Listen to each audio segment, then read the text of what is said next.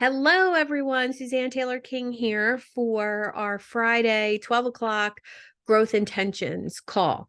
This call is centered on personal and professional development, and it's a free call for all the members of the Idea Lab community.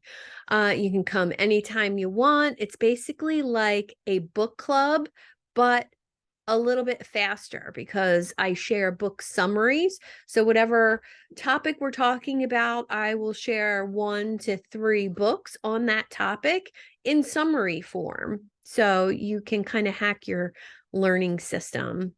And we talk about all kinds of topics from productivity to business to personal growth. And that's what you signed up for today. So welcome, new member, Sarah. Great to have you. And I'm going to show you exactly where to find the recordings of these calls and all of the book summaries. We are also having a town hall meeting on January 3rd at 4 o'clock. And that's for all new members and people to get acquainted with the community. So kind of a time to get a tour, how to make the most of it, how to meet people, how to use the directory, and how to make the most of all the events. I'm just going to share my screen real quick. So here we are in the community. This is the app I have on my computer. You can access it from your desktop at community.idealab4entrepreneurs.com. Or if you have a Mac computer, you can download this cute little app for your computer. So the free part of the community is all right here under community. And you are going to look under the growth intentions tab. So left menu is threads, internal menu, growth intentions. And this is our call from last week and the book summary on the book Essentialism by Greg McGowan. And we are going to dive into more of the conversation on that book. And I'm going to share another book by him called Effortless, kind of building on the same topic, making things easier, only dealing with what's essential in your life. So all of our replays are here in this thread, and book summaries are typically attached. And then I have some other book summaries if you want to dive in a little further. Left-hand menu under documents, you can scroll on down to book summaries. And there's some other books that we've talked about in the past there. And basically, you just click on it and you can download it directly from the community, right? These 3 little dots. You can download, you can print, or you can just read it right here in the community if you want. Now, if you have any book summaries you would like to share, you can absolutely go right here and hit the little plus sign and add any book summaries you'd like to share with the community. Any questions? Good? Awesome. All right, let me grab Effortless. Hey, Casey. Good to see you. So any takeaways from last week's talk for those of you that were here on being more essential in your life and your business? It inspired a blog post from me last week, if you saw it, called your not to-do list. Go ahead, hop in, unmute, talk.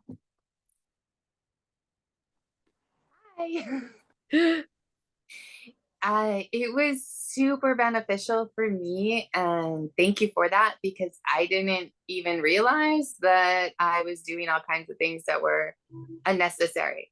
I was just trying to keep myself busy, and I felt like exactly like you said, busy is productive, but it wasn't productive. Yeah. So it's definitely made me rethink everything I was doing and what is actually productive. So Mm. yeah, it was really beneficial for me. So thank you. Oh, you're so welcome. I'm so happy to hear that it gave you some clarity on what's important, what's not important. I know one of the things that I worked on last year was where I was spending my time. Of course, in order to do this community and make this happen off of Facebook, I had to give up some other communities. And while it was hard to do that initially, it now feels like I've been liberated and I've stepped into my purpose and what I'm supposed to be doing. So I think I delayed doing that for months because I didn't want to hurt somebody else's feelings, you know? So, anybody else have any takeaways from being more essential or your not to do list? Well, I know this came at a really good time for me because I'm in the middle of reorganizing my priorities. Mm, So this will be good to have in the back of my mind when I'm figuring out how to, stake out my week to make sure that I've got the right things on there and not the wrong things. yeah. And what does that look like distinguishing between right and wrong things? Or maybe it's not even right and wrong. Yeah, it's It's not. right and right for your business. Like, Yeah. you know? So that's what I'm in the process of doing is, what are those main priorities for this coming year? What are the activities that are going to support that the best? Because Mhm. all the stuff is supporting it one way or another. Right. But you've got to figure out which ones are going to be the most impactful. And so that's what I need to be looking at is what's all the stuff. Mhm. These are the And priorities. maybe These are it the doesn't things. have to be I just had a conversation with Daniel Andrews this morning, and we were live on LinkedIn. And I remember when I met him and we talked about networking, talked about connecting with other people, and he said, "Well, you've been a golden goose for me." And I was like, "What? What does that mean?" And he said, "Well, by me being associated with you, I've met, 30 other people who could possibly be interested in working with me. So while I'm not his ideal client, my people could be." Right. Right. And that was new for me, that concept of, you know, it might not be the person that you're talking to, but, let's make a good impression and be a go giver, be a value provider, and you never know where that will end up. So hanging out with people like that has made a huge difference. Yeah, absolutely. Because yeah, you're right. I mean, you don't know who they know. Mhm. Yeah. Yeah. Suzanne, Yes. I want to make a comment on something you just said, which I think is really powerful. It's the time of year, what is today, the 23rd, that everybody's wrapping up 2022 and you're thinking about 23. And I've got all these plans for 23 and becoming more efficient and so on and so forth. And so to your comment, where in the world did this come from that we're so worried about hurting other people's feelings? Goodness gracious. I was thinking about I need to do this. I need to not spend time. Oh, that might hurt their feelings. Mm-hmm. But just so the question is, I'll open up to anybody. Where did that come from? Is that when we were kids in the sandbox or what? It's just crazy. Yeah. I don't know. I think it comes from our need to be liked. Um, when I can say absolutely none of my decisions hurt anybody else's feelings. It was me who was thinking it was, oh, what are they going to think? What are they going to say? They didn't give a shit.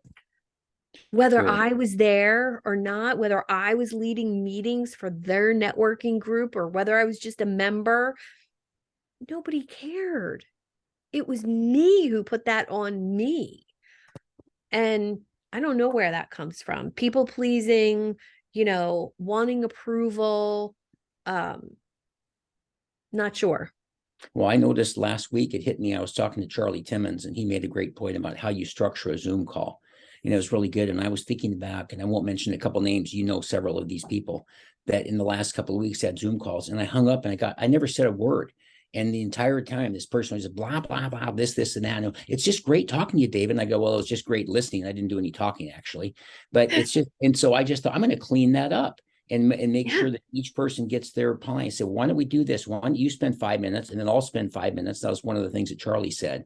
And then you're not going to hurt somebody's feelings. But I just have noticed that I've wasted a ton of time being Mr. Nice person listening. Well, tell me more about your thing. And then also, oh, the time's up and there we go. And you've never got even a chance to practically say your name.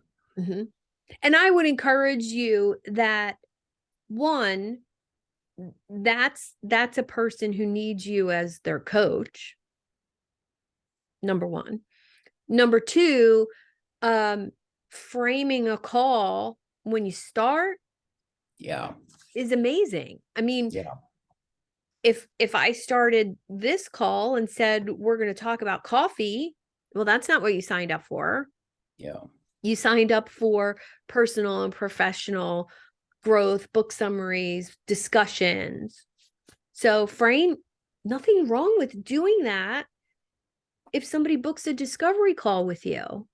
Well, I think in all calls too, I think it's good to frame. I love that term, frame the call. So let me just mention how we're going to cover these next 20 minutes. You got a second? Sure. I think that's perfect. I think that's going to avoid a lot of pitfalls. And it also, think about how it has you show up more essential. Hey, Judy, nice to meet you. I'm so glad we have this time together today. Would it be helpful if I let you know how I meet a lot of people and how I usually frame these calls? Is she going to say no? No, she's going to be like, oh, who is this person? This is amazing. Oh, cool. She's going to frame the call. Excellent point. And it goes back to, being intentional. We're not, I love to meet people. I love people. I love their stories. I love talking to people. But I have a business and a community, and there is a purpose to what I'm doing. Does everybody feel that way in this room? There's a purpose to what you're doing. And who is it up to stick to that purpose?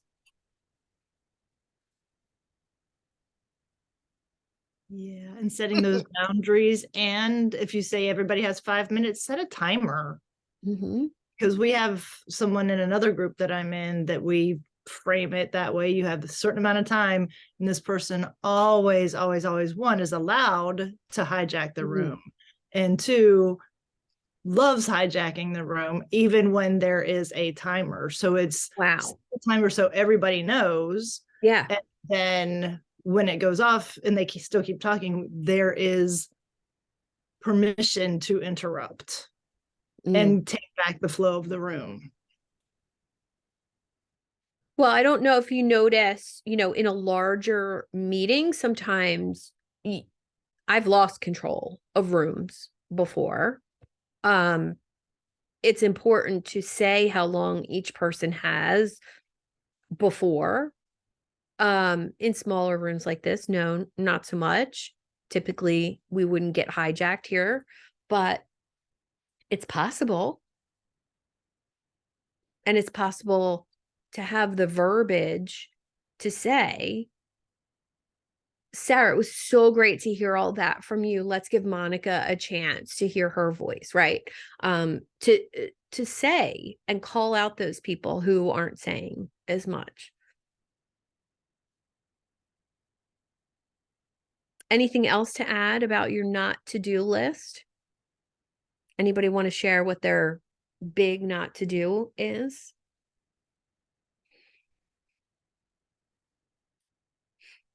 I can share. Okay. Because it was something I thought was highly productive. And for me, it was going to every a networking event on the planet. And it's just not where my people are. And it was really unproductive. So that's what I was doing. So I've narrowed it way down. Awesome. How many Yeah. were you going to a week? As everything I could find. Really? So, yeah. Yeah, because I felt like I needed to get myself out there, and you never know who knows somebody. But ultimately, it wasn't productive at all. I wasn't making meaningful connections. And so there's this group, which is awesome. And there's another group that is where my people are. And so I'm just going to stick with those two for now. Awesome. Congratulations on that. Thank you. How many Thank how you. many hours a week did you just gain? A lot, because I was sitting on the couch yesterday. I'm like, oh, what should I do? Wow. Yeah, which needs to be productive time for sure. Yeah. But Yeah. I just started this week. So I had to give myself a little bit of a break for that. But all of a sudden I was like, I have time now. And so now I have to figure out productive things of getting my message out and being able to help people that isn't just me vomiting on the world, basically. Right. Yeah.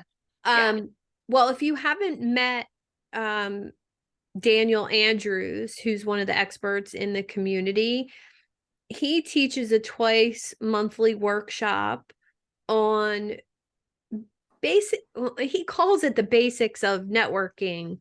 I think it's beyond the basics. I think it's really about intentional connecting, and really, really good. And it's delivered in less than 40 minutes. And really, the content piece is so good because he doesn't spend any time talking about himself like most classes like that. So definitely check that out under the events tab. Look for his event next month. Definitely. And it's free. And it's free. Oh, better. Yes. Thank you. You're welcome. You're welcome. Casey, how are you doing? I'm good. Good. Yeah. Today's my Tuesday for the week. What? Today's my Tuesday for the week. Your Tuesday? What's that mean? Yeah. Well, it's only my second work day of the week. I was at a tax conference Monday and Tuesday, and then we traveled on Wednesday. And well, I thought it was wonderful, but most of you would go, oh, that was terrible.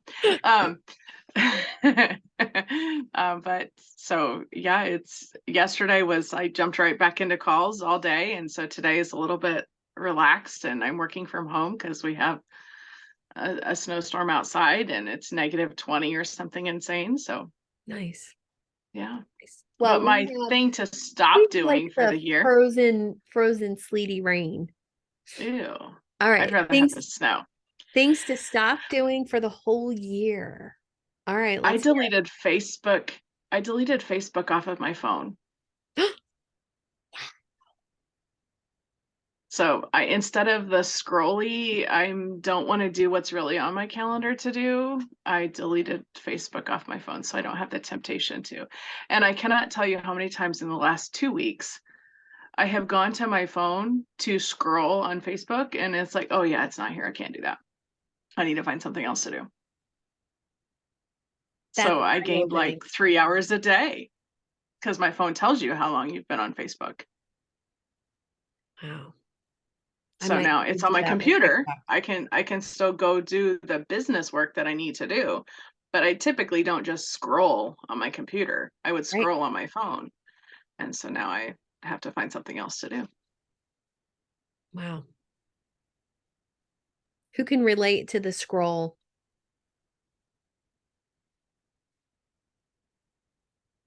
Not a scroller, but I do like things like Sudoku. So it's the same time waster, right? I know, but at least that's helping your brain. Scrolling TikTok for funny dog videos is not helping my brain. probably not. Yeah. All right. Well, let's dive into, I'm going to share the notes on Greg's next book, which is called Effortless, which literally takes essentialism to the next step. Definitely, he's a very interesting, very good writer. And I feel like he takes super high level concepts that everybody else makes more complicated and he makes them easier. And he really, effortless is about making the most of your time. So once you've gone essential and you've made your not to-do list, becoming effortless is all about decluttering your mind so you can be more focused and more present. Progress, making it easier to start, finish, and wrap up things. And then how to leverage those actions. And the leverage piece fascinated me because as someone who has been in the online space for a long time, I have lots of followers, but there's a lot of those followers who have never been on my email list and never been customers. So how do I leverage the connection piece, the email piece, the technology piece, and make it more seamless so that it didn't feel as hard? And that's all in the works right now because of having more time to do that, because of making that not to-do list. What could go easier in your life right now, or business, life or business? Life, meal prep for me. I need to do better, be better. Having those things ready to go. Business wise, leveraging some automation. Go ahead. Anybody else? Jump in. What would make your life easier in 2023? The thing that always stumps me is when I'm trying to put together a new offer, and if it's on a platform that I haven't used before, just figuring out what you don't know so that you take care of all the things. You go in and it looks intuitive, but you don't know what you don't know. So figuring out a way to make that a faster process so that I can do it quicker, because I'll go down rabbit holes trying to look at all the videos to make sure I'm not missing something about, before I answer a question that you can't re-answer another way later. Do you use a VA at all, Judy? Only for the tech stuff that I just don't want to get bogged down with. Okay. So it's a minimum amount for a tech VA. Okay. Okay. Is there somebody you could partner up with that would make that easier? Yeah, I mean, I know people who've been on the platform I'm trying to work with. Which one is it? Teachable. Oh, yeah. So, I know several people on it, but it's like, well, I know I just need to sit down and do the thing, right? But the last time I tried that, it was like 4 hours later and I hadn't gotten it up yet. And it was like, well, let's put this aside and do something more productive in the moment. Right? And are you So, charging for this course? I that will you're be, putting- yes. Okay. Yes. Mhm. Okay. Yeah, I would say that's one of the easiest platforms for course delivery. So Right. you should be all right. Oh, yeah, I know. It's just I had gone in with one assumption that wasn't correct. And then by the time, it was one of those things of you pick and poke to see what's there before you sign up. And you think it's just going to be a matter of set the stuff up, answer a few questions and let it rip. And it wasn't quite like that. Yeah, it's never quite like that. It's never quite like that. I know. Anyone else? What would make your life easier in 2023, or business, or both?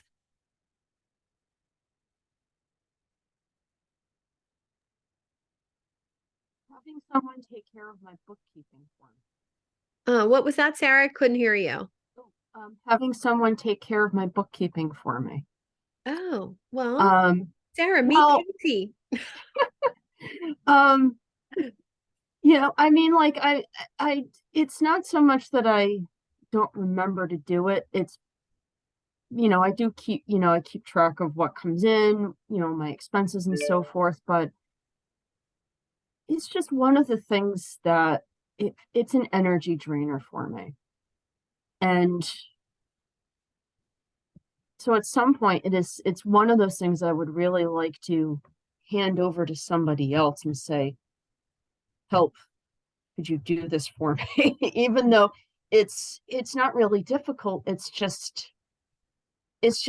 taking time away from other things that Are more fun for could be you? better. My energy could be better spent on. Yeah. Well, definitely connect with Casey and talk to her. She's a pro. And you were going to share something from your no list too, Sarah? Yeah. If it's okay to talk about that right now. Yeah, absolutely. One of the things I added to my no list this year is to not take personal calls while I'm doing work. It doesn't happen very often, but there are a couple of people in my life who prefer to call instead of text. Mm-hmm. And sometimes they will call in the middle of the day, like while I'm working. And I've made a point where I silence the phone and I keep it in a totally different room. Because if I take the call, it takes my focus away from what I'm doing.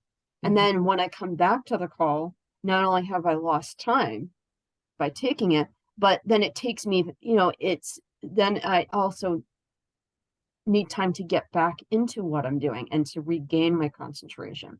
Yeah. And so even though it irks a couple of these individuals that I will not answer their calls right away and that I will, I always respond eventually. It's a matter of me.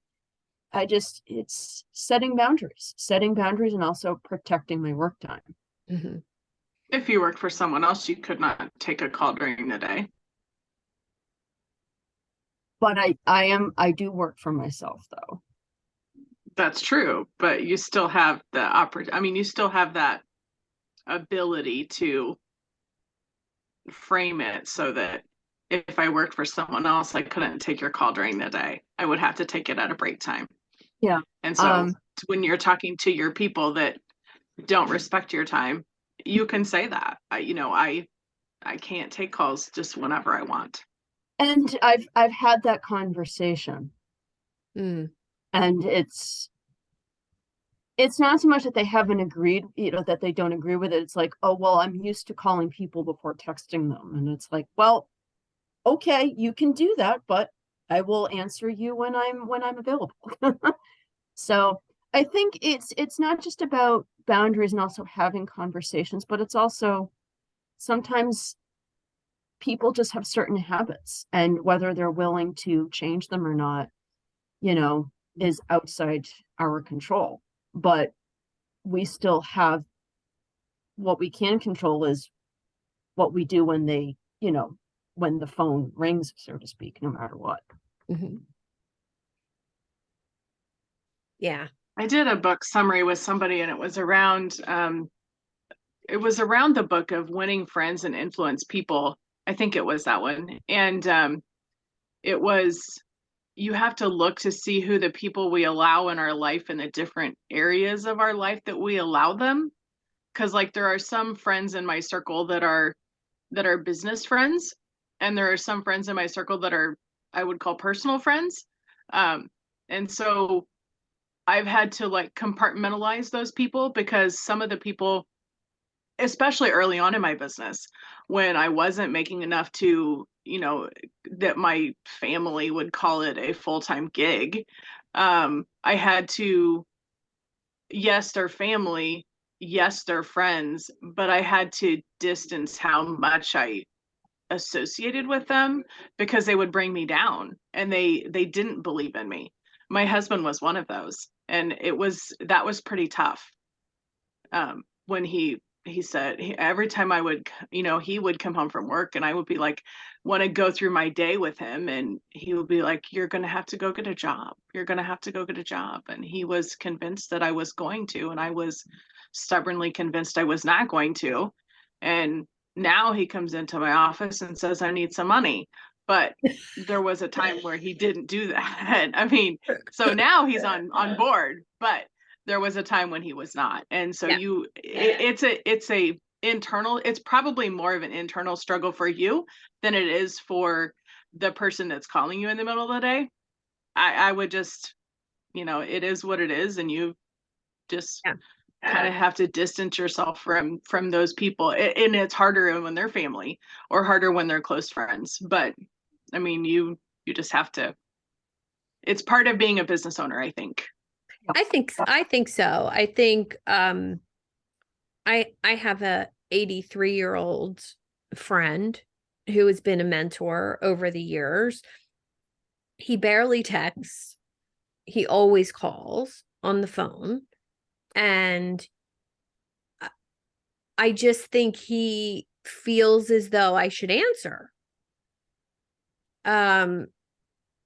My phone isn't even in this room right now. So if he were to call, I wouldn't know until I walk back into my kitchen. And he doesn't have a concept of that because he's not working. He's, so we also have to take the other person into consideration. Are they home? Are they alone? Are they working? Then it's like, my dad would call me, or, this friend would call me at all hours and not understand, that I was working. But what's interesting, when I didn't work for myself, that didn't happen ever.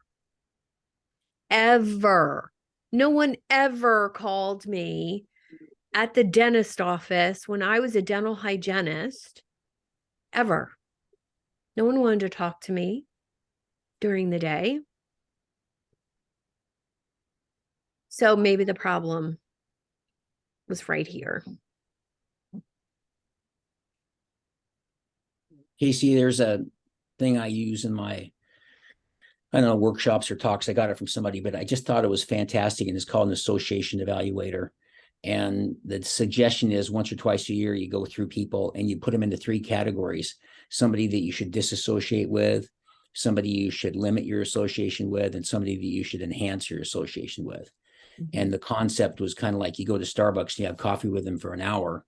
And the disassociate one feels like you've been there for 3 weeks because it's the most negative thing you've ever been around. And maybe it's time to say, I got to get going. And then the limit is it's okay. But the best one is the enhanced one. Where you're there for 2 hours, it feels like 10 minutes. But it goes back to the thing that we talked about earlier about hurting somebody's feelings. I've learned to just kind of move on past people. Now, you mentioned something about your husband. That's a little tougher, of course. But I've learned to move past people that just aren't good for me.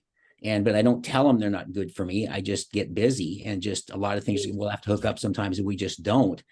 But it goes back to not only this hurting your feelings of other people, but the most important relationship I think you ever are going to have, I contend, is yourself. And if it's damaging you or bringing you down, and just because you want to be a friend, and I had a good buddy of mine, speaking of friends, who said, I've had a lot of friends who have become acquaintances. And you don't think about it going that direction, but it does. When we all start out and we become really close, but sometimes you go different directions. And it's just something, that idea of evaluating that once or twice a year is actually a really healthy thing for you. It is, yes. And when you are into personal development and improving yourself, and then like you were on a level playing field with that person and that friend, and then you move up and they don't, and then you're like, wow, they're like a negative Nelly all the time. And exactly right. And you're so exactly right. To become an acquaintance is healthy for us. Absolutely. I don't know if it's healthy for them or not, but Mm-hmm. yeah, I've had some of those in my life too. Yeah, that's a good point. I heard a fascinating New Year tradition from somebody years ago that apparently the Incas in Peru did. where they pictured themselves in the center of a wheel and with threads to all their connections. And they cut all of them. And then intentionally, as part of the ceremony, reconnected with the ones they were choosing to be connected with that year. And it included family, friends, acquaintance, you know, all wherever the connections were, which I thought was such a great exercise in intention, right? To really sit there and think about what is my intention for the year and just connecting with those people. Yeah. And I would say family's the hardest part or people to do that with. I hadn't talked to a family member in a while. And it wasn't, you know, it wasn't like, oh, I'm not talking to you anymore. It was just kind of like, no. And he came for Thanksgiving. And there was no contact between him and I. It was pleasant. It was fine. It was like, hey, how you doing? But that was it. And it just confirmed that for me, that perfectly okay. Because negativity, I think, at least for me, affects my focus. So if my brain is dealing with a negative emotion over there somewhere that happened yesterday or last week, and I'm getting emails about it or messages about that, affects my focus today. And I don't want to do that. And that's where gratitude helps kind of get rid of that negative space. You know, if you tend to go down that negative spiral. Want to say anything about that, David? Well, yeah, gratitude is my pet saying, gratitude turns what you have into enough. So it's going to help you to focus on what you have. But actually, I wasn't going to say as much about that. Is I just had a real live experience 2 days ago with, I got invited, and this is in family. And there's 2 or 3 people there I'm just not comfortable with. And so I'm not going. And I think the days, oh, you have to go because it looks good, because of all this kind of stuff. And it says, I'm not being a little baby. I'm just going, no, I just have some things to do, but thanks so much for the invite. Why do you have to go into places where you're uncomfortable? And back to this thing of family you said, Suzanne, I was thinking about, I mention this sometimes in my talks about my father, who was the most negative guy I ever met. And all he did was complain, and he eventually took his own life. And one day I'm talking to him at coffee, and I said, all you do is complain. You just complain about everything. And he looks at me and he says, did it ever occur to you I might like to complain? And I just thought about it for a second. I said, did it ever occur to you, I mean, I want to hang out with you anymore then? You know, and it's true. Why do I need to be around? I mean, even though it was my own father, why do you need to be around that? So I think these days of, to me, I just always get irritated. People, why it's really important that we go because it looks good. Oh, really? So it looks good to everybody except you're miserable. That makes a lot of sense. So take good care of that person you see in the mirror. And it just, you have that, you develop that relationship to be a very strong relationship. Everything else in your life works better. Yeah. Agree. I'm going to share my screen because I want you to, and I'll share these notes with you after we finish today. But this really hit home for me, this letting go of grudges piece, because it's such resentment was kind of my go-to for a long time. And this book really made it make sense to me, the letting go of the grudges and then the forgiveness piece after that. And, you know, grudges make you feel better somehow, psychologically. They make you feel superior to the other person. They also keep you stuck in victimhood, and that resonated with me. And then when you share those grudges, or gossip even, I would say gossip even, it can help you feel supported by other people. And I want to share this quick story about gossip. We've all heard the Eleanor Roosevelt quote about small-minded people talk about other people. Intelligent people talk about events. Smart people talk about ideas. And I was like, wow, yes. And we've all met each of those. And I was talking to a group of women in my neighborhood, moms. Kids are all playing outside, and they were all talking badly about the mom who wasn't there. You know, there's normally 4 or 5 of us, and one wasn't there. And I thought to myself, dear God, what do they say about me when I'm not here? So, being the smartass that I am, that's what I said. I said, whew, boy, wonder what you say about me when I'm not here. And they all froze, and they all looked at me. You're not going to tell her we said that, are you? I'm like, well, no, that would hurt her feelings, but it's not making me very comfortable right now, because now I'm sure you're all talking about me when I'm not here, and that's not friendship. So, any insights on gossip, negativity, and any grudges you might be willing to let go of for 2023? I just want to applaud you for bringing that up to them, because that's not an easy thing to do. And I love the fact that you called it to their attention. It didn't go over well. Like, Sure don't not. think it went over well. Don't think it went over well.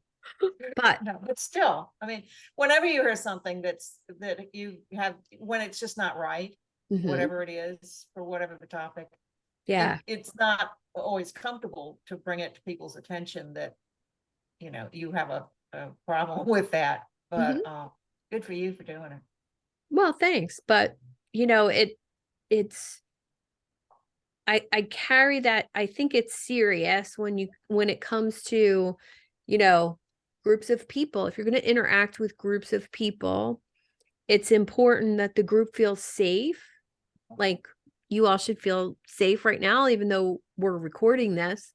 If we were or we weren't, you should feel safe.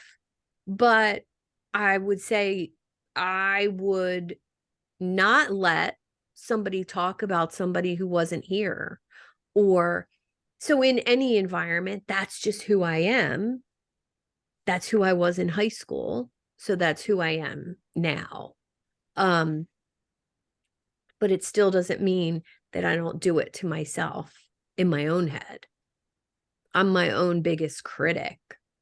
So working on letting that more of that go for 2023. Most people are. Yeah, I know. I know. Just because I don't share the negativity doesn't mean I don't think it sometimes. Right. Right. Yeah.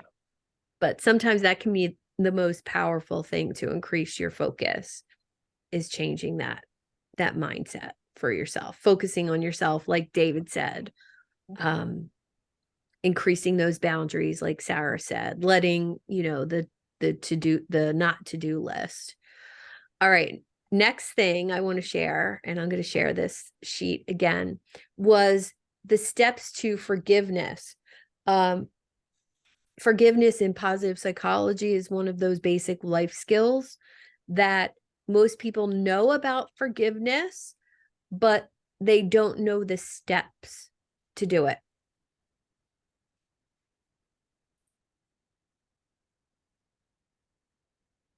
And they make sense to me.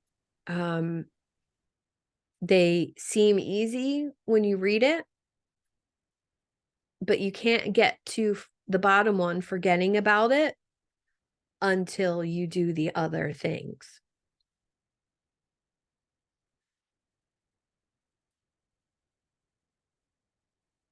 Any forgiveness that needs to happen for 2023? Or we could just say right now. You could just do it right now.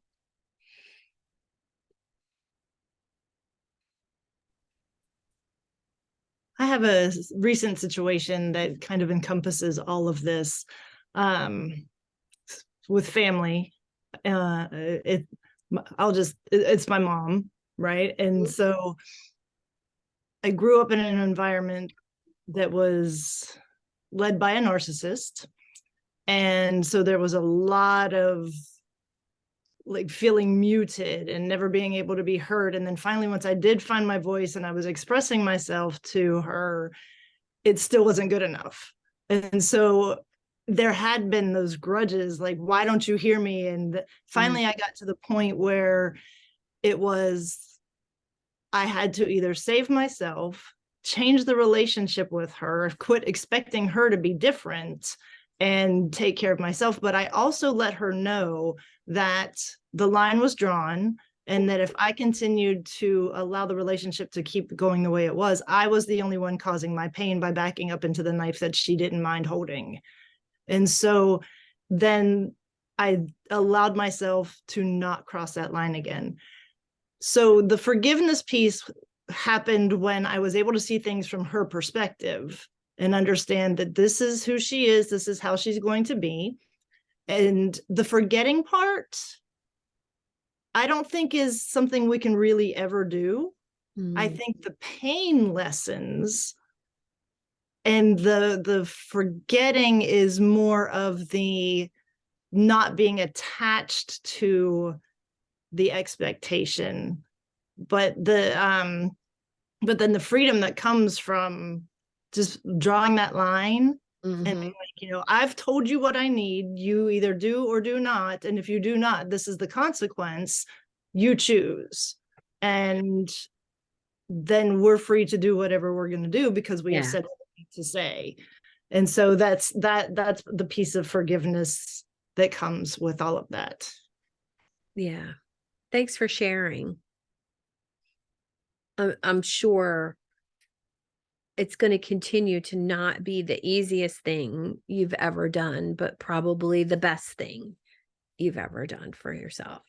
Oh, heck yeah. It's so peaceful now because the expectation has been, I'm not going to talk to you because you chose this. And so if she tries, she can get mad, but she knows why and how to fix it. And that goes for anyone, not just in that situation. If when we teach people how to treat us and share that with them, they can choose. And I wrote down too, when we were talking about why do we feel like we can't hurt people's feelings, I grew up in that environment where if I didn't look or sound or feel perfect, then people would think less of me. And so I didn't want to hurt their feelings, but that was just really me projecting, oh, I'm not perfect. And by not saying what we need to say, we're taking somebody else's voice from them. Yeah. And not giving them the option, then we're taking their voice. So I learned that one. I will say this, my mother has been my greatest teacher of what not to do. Interesting, isn't it? How maybe you chose her for this lifetime, my friend. Well, I learned it all in one spot. Well, my mom was a cheerleader in high school, like a super, super popular, peppy, outgoing, gorgeous cheerleader, like probably the most popular girl in her class. So much so that when I was in my early 20s and working in the town that my parents and I grew up in, I would mention my mother to a man her age, and they would look at me and go, oh, your mother. Like, she just, I don't know. And she forced me to try out to be a cheerleader, and I was a punker. Like, I was literally like shaved part of my hair, blue streaks in my hair. I'm like, She doesn't see it. She doesn't see that I'm not, not a cheerleader. I'm just not. And to make her happy, I went to the tryouts and sat on the bleachers while everybody tried out with my headphones on, listening to punk music. And she would pick me up and say, how was it? And I'd be like, it was great, but I'm not going to make the team.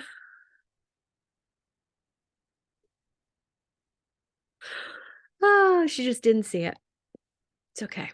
She saw it later. She saw it later. All right. I'm going to share the notes for effortless. And yeah, if anybody would like any support on becoming more forgiving, having less expectations, David is a great person to connect to your gratitude. I am an awesome person to help you tap into your positive psychology forgiveness skills. Happy to have more of a conversation on that. Wishing you the best for 2023, releasing grudges, expectations, gossip, and things that no longer serve you, and making 2023 your most productive and highest income year yet. Any final things to share?